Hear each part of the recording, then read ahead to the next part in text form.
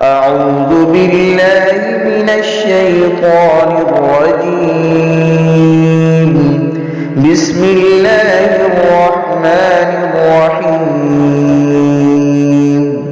ولقد يسرنا القرآن للذكر فهل من مدكر.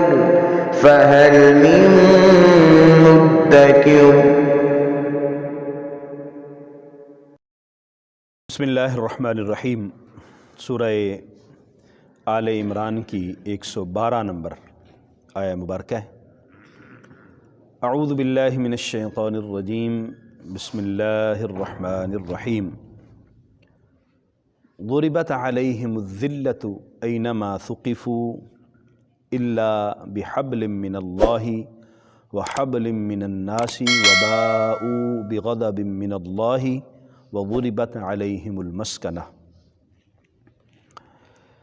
ہم نے پچھلی آیات میں اہل کتاب کا پڑھا اور خاص طور پر یہود کا ذکر ہوا کہ اہل ایمان کے لیے وہ پریشانی کا باعث بنتے ہیں، اہل ایمان کو اذیت دیتے ہیں، تکلیف کا باعث بنتے ہیں، اور وہ اس سے زیادہ کچھ کر بھی نہیں سکتے. اہل کتاب میں سے کچھ لوگ تو ایمان لے آئے اور ایمان لا کے نبی کریم صلی اللہ علیہ وسلم کی غلامی میں آ گئے، اور اکثر وہ لوگ ہیں جو ایمان والے نہیں ہیں، وہ ایمان قبول نہیں کرتے حالانکہ وہ جانتے ہیں سارا کچھ. یہاں ذکر کیا گیا کہ انہوں نے ایسی غلطیاں کی ہیں، خطائیں کی ہیں، انبیاء کرام کو قتل کیا اور اپنی مرضی کرتے رہے. اپنی مرضی سے انہوں نے کتابوں میں تبدیلیاں کر لیں، تورات، انجیل، زبور، آسمانی صحائف میں انہوں نے اپنی مرضی کی چیزیں شامل کر لیں. یہ ساری وہ غلطیاں ہیں کہ جن غلطیوں کی بنا پر ان پر ذلت اور رسوائی مسلط کر دی گئی ہے. اب وہ اسی طرح رسوا ہوتے رہیں گے.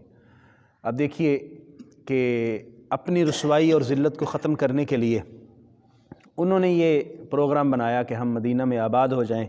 بہت پہلے ان کے لوگ مدینہ میں آ کے آباد ہو گئے، اور اس سوچ کے ساتھ کہ ہم نبی کریم صلی اللہ علیہ وسلم تشریف لائیں گے، آخری نبی آئیں گے تو ان کے پیروکار بنیں گے اور پھر ہمارا دور دوبارہ سے واپس لوٹے گا. لیکن جب نبی کریم صلی اللہ علیہ وسلم نے اعلان نبوت کیا تو وہ منکر ہو گئے. پھر مدینہ شریف میں سازشیں کرتے رہے، مدینہ سے ان کو نکالا گیا. خیبر میں جا کے آباد ہو گئے. پھر خیبر میں پھر انہوں نے سازشیں کی اور شرارتیں کرتے رہے. پھر غزوہ خیبر ہوا اور پھر خیبر سے بھی ان کو نکالا گیا. اور اس طرح جو ہے وہ رسوائی اور ذلت ان کا پیچھا کرتی رہی، اور یہ پیچھا کرتی چلی آ رہی تھی، مگر لوگوں نے ان کو سہارا دیا، جس کا یہاں قرآن میں بھی ذکر کیا جا رہا ہے. ضربت علیہم الذلہ، ان پر ذلت کو مسلط کر دیا گیا ہے، ذلت ان کے پیچھے لگا دی گئی. اینما ثقفوا، وہ جہاں بھی ہوں گے ذلت اور رسوائی ان کے شامل حال رہے گی. الا بحبل من اللہ، مگر یہ ہے کہ اللہ کی رسی کا سہارا لیں، وحبل من الناس، یا لوگوں کی رسی کا سہارا مل جائے. وباءوا بغضب من اللہ، اور وہ مستحق ہو گئے اللہ کی ناراضگی کے. وضربت علیہم المسکنہ، اور ان پر محتاجی بھی مسلط کر دی گئی. اب یہ یہود کا حال یہاں بیان کیا جا رہا ہے کہ ان کی صورتحال، جس کا میں نے پس منظر آپ کی خدمت میں عرض کیا کہ یہ ہے، اور رسوائی اور ذلت ان کے شامل حال چلتی آ رہی تھی. دو چیزیں یہاں پر قرآن نے بیان کی ہیں کہ دو چیزیں ایسی ہیں کہ جو ان کی رسوائی کو ختم کر سکتی ہیں. ایک تو یہ ہے کہ اللہ کا سہارا لے لیں، اللہ کی رسی کو تھام لیں، یعنی دین اسلام قبول کر لیں اور دین اسلام میں آ جائیں تو اللہ تبارک و تعالیٰ ان پر فضل کرے گا اور ان کی رسوائی ختم ہو جائے گی. اور دوسرا یہ ہے کہ پھر لوگوں کا سہارا ان کو مل جائے، حبل من الناس جو دوسرا حصہ ہے.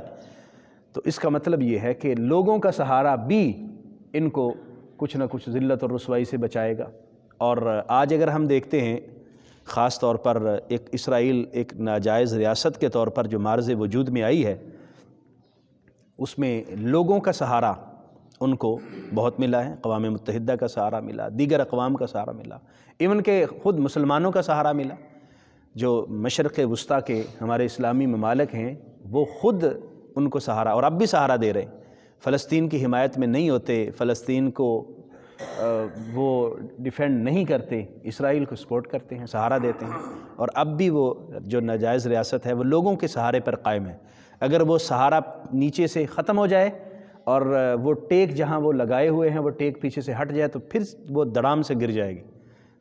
وہ چھوٹی سی ریاست ہے لیکن اس نے سازشیں ایسے کی ہیں، جال ایسے بنے ہیں کہ لوگ ان کے ساتھ کھڑے ہوئے ہیں۔ تو قرآن نے یہ کہا تھا کہ لوگ سہارا دیں گے تو یہ اس طرح ان کا سلسلہ چلے گا۔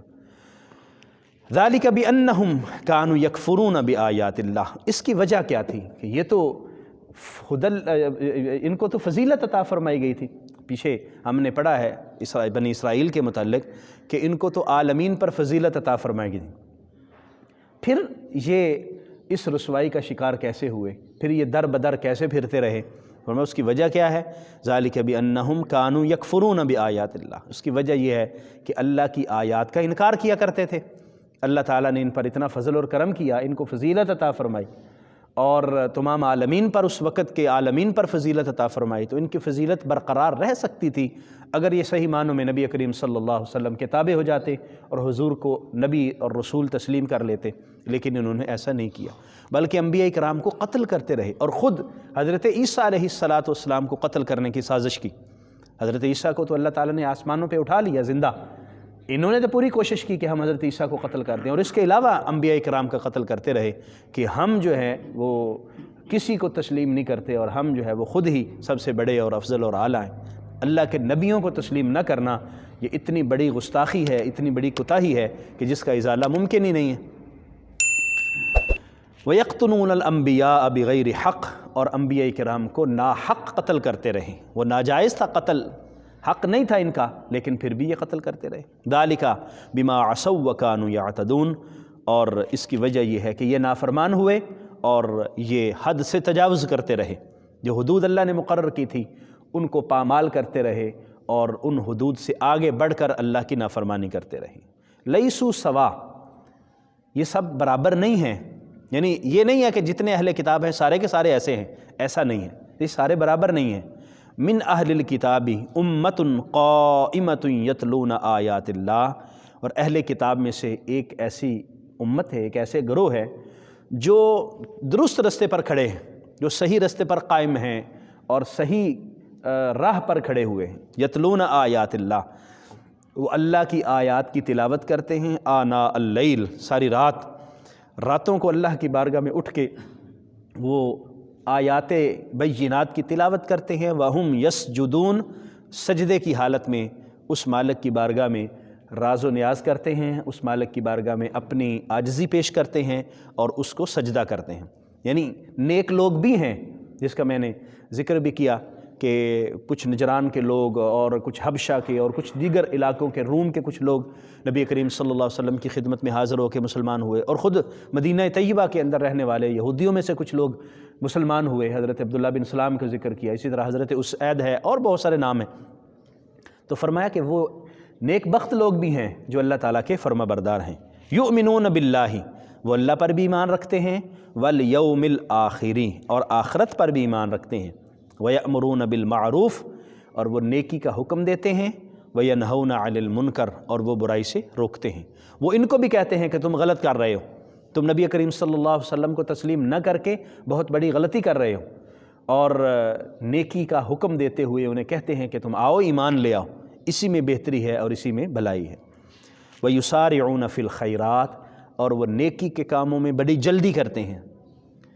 وَأُولَئِكَ مِنَ الصَّالِحِينَ، اور یہی لوگ صالحین میں سے ہے، نیک لوگوں میں سے ہیں جو راہ راست کو دیکھ لیتے ہیں اور پھر اس کو اپنا لیتے ہیں۔ وَمَا يَفْعَلُوا مِنْ خَيْرٍ، اور جو بھی یہ خیر کا کام کریں گے، فَلَن يُكْفَرُوهُ، اسے مٹایا نہیں جائے گا، اس کا انکار نہیں کیا جائے گا۔ جو بھی نیکی کا کام کریں گے اس کو تسلیم کیا جائے گا، اس کا اجر دیا جائے گا، اور اللہ کریم اس پر انہیں اپنی رضا عطا فرمائے گا، انہیں فضیلت عطا فرمائے گا۔